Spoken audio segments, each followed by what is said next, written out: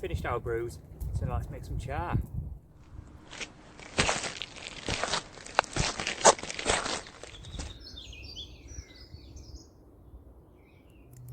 In creating this char, what we're going to end up with is just a reliable, sustainable source of ignition for our next couple of fires. We can make char using a multitude of different materials. We could use punk wood, we could use different funguses, or more man-made fabrics. Today we're going to be using cotton. Denim is really good for it, however.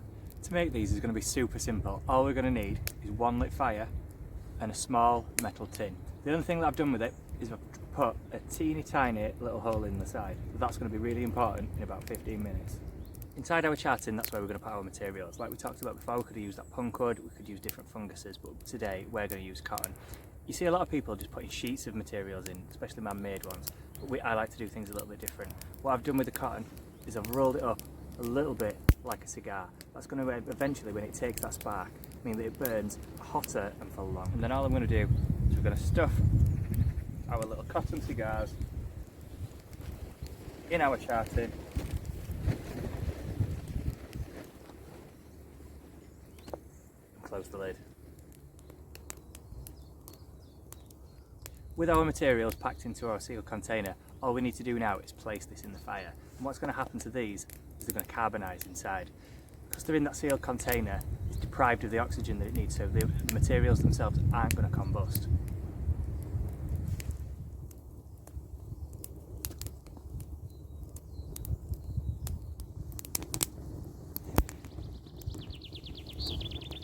So earlier we mentioned the hole in our little container. That's going to do one of two things. One, it's going to act like a little bit of a chimney for us, but two, it's going to tell us when it's done. When smoke starts bellowing out of there, we're nearly there. Then eventually a tiny little flame is going to come out of the hole. That's when we know we need to remove that from the fire. With a tin this size, we're looking at 10-15 minutes. Let's have another brew while we wait.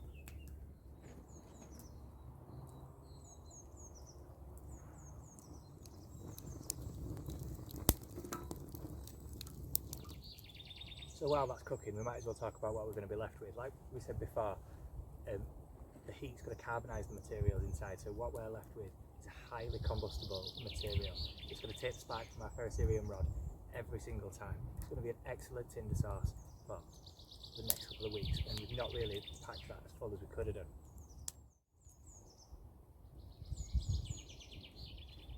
As you can see, we're using the fire pan this morning rather than building our fire directly onto the floor. We've had quite a few fires on the floor recently, and I'm just always cognizant of that human footprint that we're leaving. We want to look after the land as much as we can, which is why it's in the pan today.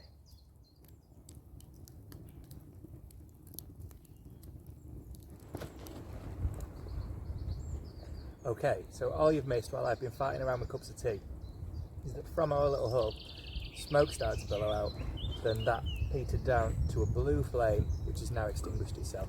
It's been roughly 18 minutes. So what we're going to do now is we're going to remove that from the fire, place it somewhere to cool down.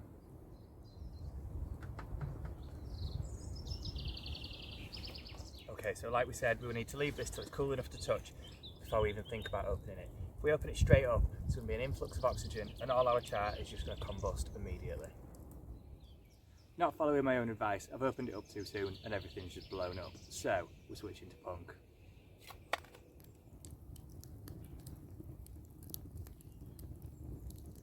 Okay, so having set our cloth on fire, we've reverted back to the punk wood. So what we're going to do now is open them up together and see what we've got. Perfect.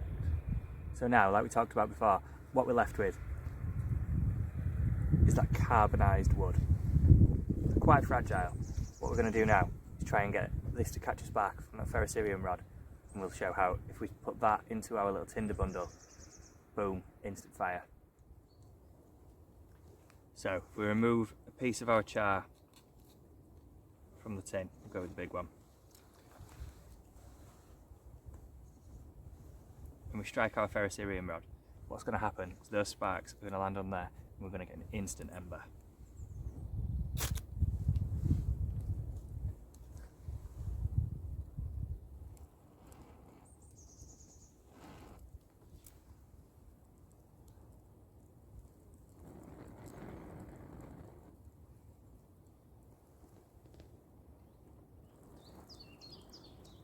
can see those still smouldering away in the tin. So all we need to do is place our char into like a little bird's nest, give it a little blow, and we're away.